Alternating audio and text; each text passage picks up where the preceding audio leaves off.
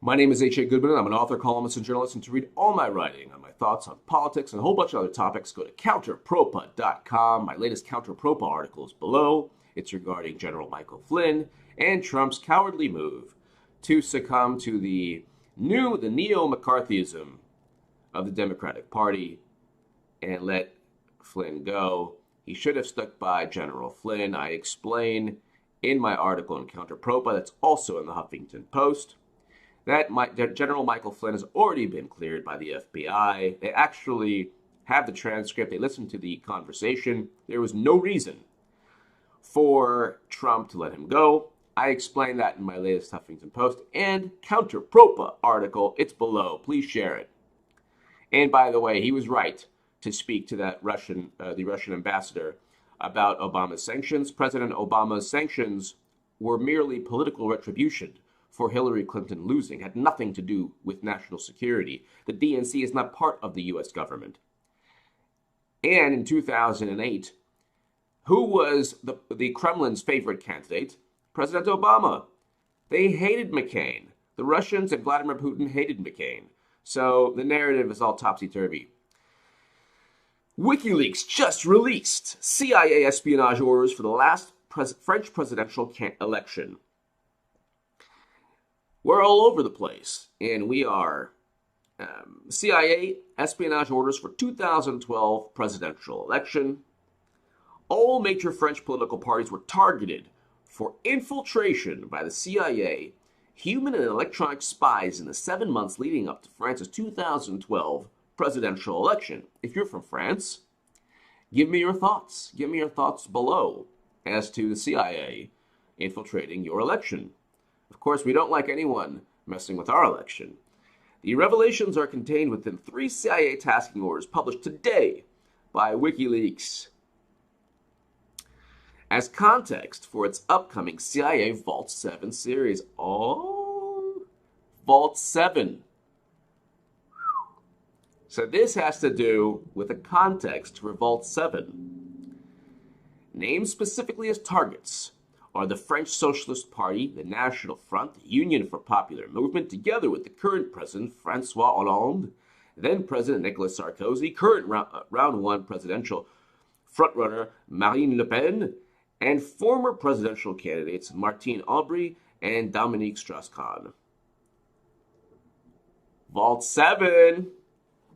Vault 7. I'll just read you. All major French presidential candidates were targeted for infiltration by the CIA, human and electronic spies in the 7th month leading up to France's 2012 presidential election. The revelations are contained within 3 CIA tasking orders published today by WikiLeaks as context for its forthcoming CIA Vault 7 series. It's the CIA Vault 7 series. Give me your thoughts below. CIA, France, Vault 7. Give me your thoughts below. Thank you so much for listening. Le droit à la déconnexion, ça veut dire, mais poser une bonne fois ce fichu smartphone de côté et ne pas attendre sans cesse d'y rendre des comptes tout le temps, du matin au soir, la nuit, le jour, pour prouver que vous êtes là, pétaradant d'enthousiasme, compétitif, flexible et occupé par votre tâche. Le droit à la déconnexion doit être établi parce que pour l'instant, il est devenu une faveur. Alors, bon, ce n'est pas vrai qu'on soit obligé d'être envahi. Oui, c'est une invasion sur nos goûts, sur nos mœurs, sur nos liens, sur nos listes d'amis. Oui, c'est une invasion. Il faut y mettre de l'ordre. Il faut rétablir la liberté, c'est-à-dire la nôtre, et d'abord le droit de posséder les bases de données personnelles, d'en être totalement propriétaire, de ne pas accepter que les grandes compagnies les vendent à d'autres sans nous demander notre avis. Il faut que nos jeunes à l'école apprennent le vocabulaire de la technique du numérique, comme on a appris la grammaire hier, parce que c'est la langue de demain. Il faut qu'ils apprennent les techniques qui permettent le numérique de fonctionner. Mais surtout, par-dessus tout, les gens, il faut absolument tout le temps qu'ils apprennent à avoir le recul critique par rapport à ce qu'ils voient, qu'ils ne se laissent pas halluciner, embobiner, entortiller. Nous avons une autre idée, nous, elle porte un nom, ça s'appelle le numérique en commun. protection des données privées, neutralité du net. Vous ne le savez peut-être pas, mais demain, c'est ça qui se trame. Certains disent, comme je paye, on accédera plus vite à moi. Et les autres, vous attendrez. Vous prendrez la file. La neutralité du net consiste à interdire cette pratique. Et nous devons l'interdire si nous voulons qu'il y ait une véritable égalité d'accès et de production et de diffusion de tous ceux qui ont à diffuser et à produire. Ces questions vont occuper tout le siècle. Ce sont les questions déterminantes pour vos métiers, vos vies, votre manière de regarder vos voisins, vos amis. Tout ça est dans la machine. Tout ça est parti dans le grand tourbillon. Il est temps d'y mettre de l'ordre. Il est temps d'y mettre de la loi. Il est temps de vérifier ce qui se passe et de rétablir votre souveraineté, la vôtre personnelle, sur vos droits en tant que personne, mais aussi la souveraineté de l'État. Si nous emportons cette élection, j'annonce à Microsoft qu'ils peuvent passer par-dessus bord tous leurs programmes de travail commun avec l'éducation nationale, car nous ne laisserons pas Microsoft bourrer la tête de nos gosses. Je leur annonce qu'il n'y aura plus un seul logiciel Microsoft dans un seul des instruments de l'indépendance de la France, c'est-à-dire ni dans ses armements, ni dans aucun de ses moyens de télécommunication, puisque ce gouvernement a été assez absurde pour confier à M. Trump un droit de regard sur ce que nous faisons. Oui, parce que c'est de ça dont on parle. Il faut qu'existe ce domaine public de l'Internet, ce domaine public des savoirs. Ne laissons pas les grandes majors s'approprier tout ce qui est disponible, les droits dont je vous parlais tout à l'heure, ces œuvres qui sont tombées dans le domaine public. Voilà la nouvelle version de la liberté, de l'égalité et de la fraternité. Ce continent numérique doit être rendu au peuple parce qu'il lui appartient, parce que c'est lui qui l'a créé, parce que c'est lui qui le fait vivre, parce que c'est lui qui l'entretient, et assez de l'ordre globalitaire qui prétend rentrer dans nos têtes pour nous dire ce que nous devons faire. Évidemment que ça passe par les logiciels libres, et que nous le développerons, ça va de soi. Pourquoi les administrations de l'État ne sont-elles pas en tête sur ce sujet? Bon, maintenant, vous le savez tous, vous ne pouvez pas vivre sans accès à Internet. Progressivement, on vous dit ceci est dématérialisé, cela est dématérialisé. Et plein de gens sont là ne sachant que faire, parce qu'ils ne savent pas eux-mêmes comment on fait fonctionner tout ça. Il faut donc qu'il y ait des points d'accès public qui rendent possible cette connexion. Et puis, il faut que cette connexion soit possible partout. Et pour ça, il faut que les satellites prennent le relais de la fibre et des rayonnements qui ont transformé ce monde en une espèce d'immense grille-pain dans lequel nous circulons entre des ondes sans savoir ce que nous allons devenir après ce traitement. C'est la France. La France doit montrer l'exemple. Elle doit être à la tête, à l'initiative, pleine d'imagination. Elle vient de produire, vous le verrez le 30 mars prochain, un document qui est l'équivalent de l'encyclopédie de Diderot au XVIIIe siècle, qui avait tant révolutionné les esprits. Elle va produire un document qui s'appelle les Océanides. On a mis 278 chercheurs du monde entier, de toutes les sciences, les techniques, des sciences humaines aux sciences les plus dures, comme on dit, des archéologues, des paléologues, des anthropologues, et ils ont étudié, tenez-vous bien, l'histoire de 5 millénaires sur les 5 continents pour déterminer la place que la navigation et la mer a occupée dans le développement de la civilisation humaine. Gloire à l'esprit humain, gloire à nos chercheurs, à tous ceux qui savent faire ce travail et nous projeter et nous permettre de vivre demain bien mieux encore qu'on a vécu aujourd'hui grâce à ces inventions.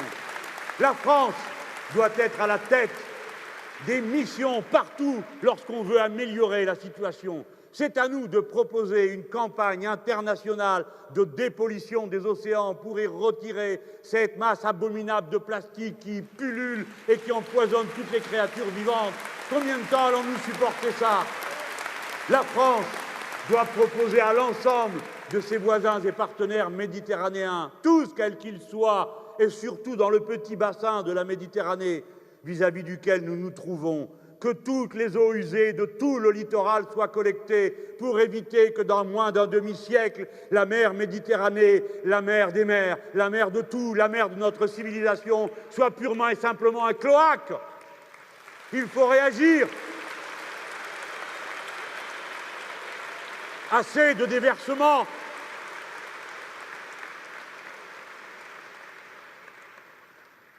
Sur ce thème, je ne peux finir sans vous dire qu'une fois de plus, vous autres, vous avez une bataille à mener, avec moi bien sûr. C'est contre la privatisation. Vous ne le savez pas. Il y a une autorité qui répartit le droit de sonder le fond des mers. c'est une autorité internationale tout à fait respectable. 25 brevets ont déjà été accordés pour faire des trous partout. Le dernier, c'est à l'Inde. On fait des trous. On ramasse des effluves soufrés qui sont plus riches en minéraux que tout le reste. Ils sont là tous. L'entrée en mer s'est faite avec nos méthodes de sauvage qui sont celles du capitalisme. Prendre, conquérir, s'emparer, faire de l'argent avec tout ce qu'on voit, tout ce qui bouge. Il nous faut absolument qu'un tribunal écologique international soit disponible pour que lorsqu'une plainte veut être déposée, elle puisse l'être auprès de quelqu'un. Parce que sinon, ils feront ce qu'ils voudront et nous dépendrons seulement d'une autorité dont vous savez qu'elle sera comme toutes les autres, assaillie par les lobbyistes. Il le faut. Et la France doit être, combien de fois l'ai-je dit dans des réunions sur ce thème, à l'initiative d'un mandat international de l'ONU. Oui, de l'ONU, c'est-à-dire du seul organisme représentatif de toute l'humanité, que souvent on moque, dont on rit des lenteurs, mais qui est pour l'instant la seule société commune à toutes les nations, et qui a une autorité, une légitimité bien supérieure aux assemblées de voyous et de voleurs du genre du G8 et du G20, qui mettent le reste du monde aux ordres. Il faut qu'il y ait un traité international sur les eaux profondes. Vous savez que jusqu'à présent, nous avons des zones exclusives économiques. C'est à nous, rien qu'à nous. Les uns, les autres, chacun. Il y a des endroits où on ne sait pas. C'est une source de guerre. À mesure que le pôle fond, vous avez peur parce que le pôle fond, eux, ils sont dans leur bateau en train de voir qui va prendre le fond avant l'autre. Voilà ce qui se passe en ce moment. Voilà les tensions entre la Russie, la Norvège, les États-Unis, combien d'autres pays qui sont là autour. À qui est le fond? À qui est-ce qui se trouve là? Et pendant ce temps-là, nous, on parle d'autre chose. On ne sait pas que le XXIe siècle est en train de refaire sa carte sur le fond des mers et que nous sommes une grande puissance. Pas pour nous-mêmes, mais que nous devons être les héros qui marchent devant et parlent au nom de toute l'humanité. C'est ça notre force. Alors, qu'est-ce qu'on va faire? Il faut qu'on ait un traité international sur les eaux profondes. Ça s'appelle en droit res nullus aujourd'hui. Ça appartient à personne. Si bien que le premier qui passe, qui prend, c'est à lui. Et celui qui veut jeter dedans, avec son gros paquebot, des sacs de poubelle, qui veut déverser dedans tout ce qu'il a dégazé de son bateau, il peut le faire parce que ça n'appartient à personne. Pour l'instant, et demain, ça appartiendra au premier qui s'en emparera. Voilà toutes ces choses dont il faut s'emparer, les dossiers qu'il faut prendre en charge, parce que dans tous ces domaines, nous sommes puissants, nous sommes forts, nous avons la technique. Je vous ai parlé de la mer, il y a 10 niveaux d'intervention dans la mer pour aller jusqu'au fond. 10 niveaux d'intervention humaine, 10 niveaux d'excellence. Eh bien, dans les 10 niveaux, il y a des champions français qui savent traiter les problèmes. Depuis le fond, pas toujours pour la bonne idée, faire des trous, jusqu'à la surface. Partout, nous en sommes capables. Si bien que nous avons un devoir, le faire et partager.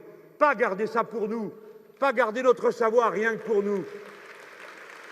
Il faut que nous ayons, comme je vous l'ai dit tout à l'heure, pour associer les pays qui, pour l'instant, n'ont pas encore les cadres ni la capacité de participer à ce nouveau grand festin de l'humanité. Il faut que nous ayons une université internationale des métiers de la mer, ouverte à tous ceux de tous les pays qui veulent participer avec nous, et notamment les pays francophones, au développement de ces activités. Parce que tous les peuples du monde ont besoin d'un accès à la mer. Parce que tous les peuples du monde ont besoin de comprendre ce qui s'y passe pour qu'ils s'en sentent tous correspondants.